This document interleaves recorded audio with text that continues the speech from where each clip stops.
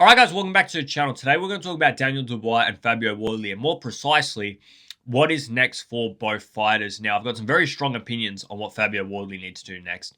For Daniel Dubois, there's two names. There's two big names, and they're the only real ones I want to see. Yes, there's plenty of people in the top 15 that you could make an argument for, oh, that's the fight that we're going to see, or, maybe he should be fighting for that world title. For me, I'm not really interested in any of them. I'm not really bothered by any of them. There's two names, and Daniel Dubois needs to take on either one of those two names. We're also going to discuss the possibility of a rematch. But in terms of that fight, the greatest fight that I've actually sat there whilst it was unfolding and watched it live is by far the greatest fight I've ever seen.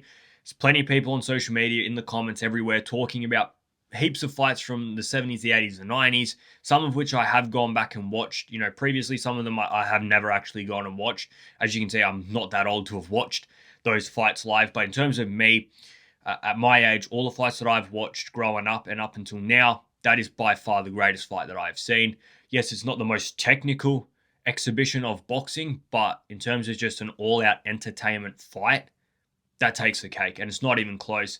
And a lot of that credit has to go to Fabio Wardley, which sounds disrespectful to Daniel Dubois considering he won. But the reason why I say a lot of that credit goes down to Fabio Wardley is because Daniel Dubois' performance is his best performance, in my opinion, of his career. The fact that Fabio Wardley was able to take that punishment, most people in that fight, if they were in that place with Fabio Wardley, would have quit in the 5th, the 6th, the 7th round. Never mind pushed all the way to the 11th round, taking that. It was just brutal. It was a brutal beatdown by Daniel Dubois. And the fact that Fabio Wardley just never say die, didn't even touch the canvas, is incredible. And that's why I say a lot of that fight, the reason we got to see that spectacle, falls back on Fabio Wardley. Fabio Wardley, that was his title defense. That was Fabio Wardley's optional title defense. He picked his opponent and he says, I want Daniel Dubois. And look what he walked through. And we see these other guys that we put on such a grand stature of how good they are in the boxing world, and we see them take easy title defenses. Not Fabio Wardley. So a lot of credit has to go to him. Daniel Dubois, that for me is his best performance of his career. For me, it's better than the AJ win. The AJ win, big stadium, big night, huge underdog, beats Anthony Joshua the way he did. Yeah, it is a big moment in his career. But overall performance, overcoming adversity early, push through the middle to late rounds, dominate your opponent after being dropped twice and winning in the 11th to claim that WBO heavyweight title, that for me is the best performance from Daniel Dubois. And it puts him back, in my opinion, at number 2. I think he's the number 2 heavyweight in the world. Alexander Usyk obviously takes the bill as number 1. You can argue amongst yourself if you think that it should be Agit Kabayel or Daniel Dubois. I know Agit Kabayel has the unblemished resume, but I think pound for pound wins, Daniel Dubois takes the cake. On top of that, Daniel Dubois is now a 2-time world champion. The AJ win and this win, for me, are better than any of the wins on Agit Kabayel's books. So that's why I put Daniel Dubois in second. That doesn't necessarily mean that I believe Agit Kabayel loses to Daniel Dubois. Don't get me wrong. I'm talking resumes, where they are in their career, what they've accomplished. That's what the rankings are based on. Daniel Dubois is second. It's not based on, opinion on who wins. It's based on opinion of what you've done, and Daniel Dubois has done more. Let's talk about what he's going to do now. We're going to start with Fabio Wardley because, like I said, I have some very strong opinions on what Fabio Wardley needs to do next. And some of you will agree with them. Some of you might not agree with them. I've always been a big guy, and if you've watched this channel for a while, I've always consistently said these top-level guys need to be fighting 3 or 4 times a year. I think it's pathetic when some of these world champions fight once a year, especially when they win quite convincingly and then we don't see him for another 12 months. A bit like Rolly Romero. What is he sitting around doing? That's the people that give me the shits. But in terms of Fabio Wardley, I expect to see him May, June, July of 2027. I think he needs that type of rest. I think he needs that type of recovery. I think he needs to regain himself physically and mentally, because we all saw what just took place. We all saw that beatdown.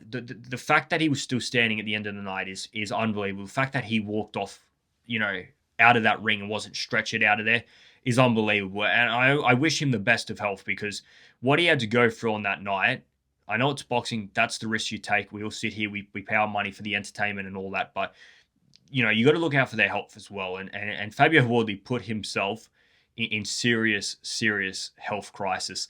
over the course of that fight. But I think he needs that 12 months. I think what we saw on the weekends also compounded from what we've seen previously. Like, it wasn't as though Fabio Wardley's had 20 easy fights, and then that was a tough one. We're talking about Fabio Wardley, who, in the course of, a short period of time, had that war with Fraser Clark, had that, a tough fight against Justice Huni. I know Justice Huni doesn't hit overly hard, but he still copped a lot of punches in that fight, lost a lot of rounds, was behind massively in that fight. Had that war with Joseph Parker, and then just, like I said, the most brutal fight that I've seen, the biggest pounding that I've ever seen somebody take in a boxing ring at the hands of Daniel Dubois, who lots of people argue is the hardest puncher in the heavyweight division. 12 months for me. I don't want to see Fabio Wardley come back before then. And you know what? We can even discuss what Fabio Wardley's going to be like when he does come back, because I do have worries. I think that type of beatdown that he took from Daniel Dubois can go two ways. He can come back recovered, and he can go back and performing how he did. The other way that can go is all of a sudden, you get hit with one of those big punches and you just don't take it at all. You go down off the smallest hit. And I hope we don't see that. I hope he didn't take that much damage that now he can't take any damage. We saw the difference between look at Deontay Wilder before the Tyson Fury trilogy to the Deontay Wilder that we saw following the Fury trilogy. It was two very different Deontay Wilders. Yes, it was 3 fights, but it was 3 fights that took a lot out of him. And that fight, I think, I'd be so surprised if that fight didn't take a lot out of Fabio Wardley. He's 30 years of age. I hope we get to see Fabio Wardley return to what he was before the Daniel Dubois fight, but I do have my worries that I just don't see how you recover completely from that type of fight and perform at your 100% that you were before that fight after it, if that makes sense. And I hope we do. But like I said, I think Fabio Wardley, 12 months, rest, recover physically, mentally, and come back next year, get yourself a confidence win and start rebuilding there, because that was a tough watch. We're going to, we'll talk about that at the very end in terms of whether that fight should have been stopped earlier, but I want to talk about Daniel Dubois, because that is the point of this video. What's next for Daniel Dubois? Moses Itauma is, for me, the number 1, and the number 2 is Ajit Kabayel. That's probably not the way I'd want it. I'd probably say I'd want Ajit Kabayel before Moses Itauma. I just kind of feel like Moses Itauma has a better chance of getting in there before Ajit Kabayel, because Ajit Kabayel's WBC mandatory, Moses Itauma's WBO mandatory pretty much, and that just seems like that's how it's going to work out. I think Ajit Kabayel's next for Usyk, and Moses Itauma will be next for Daniel Dubois. And we even spoke about it before the fight that Moses Itauma, it'll be interesting to see what happens if Fabio Wardley does defend that belt and Moses Itauma is called up as the mandatory. What happens there? I expect us to see Moses Itauma in there next, unless Moses Itauma and or Frank Warren really have reservations about him taking that fight. But I expect the next time Daniel Dubois is fighting and defending that belt, Moses Itauma will be the guy facing him. Whether Moses Itauma has a fight in between, which I'm pretty sure he does, I'm pretty sure he's fighting in August. He'll have that fight, and then I expect it will be Daniel Dubois and Moses Itauma. Like I said, I'd prefer to see Ajit Kabayel take on Daniel Dubois. But realistically, if Ajit Kabayel is not taking on Daniel Dubois and he's taking on Alexander Usyk, all's well that ends well. So it doesn't matter to me which way that they do it. But Moses Itauma should be taking on Daniel Dubois. If it's not Moses Itauma, it should be Ajit Kabayel.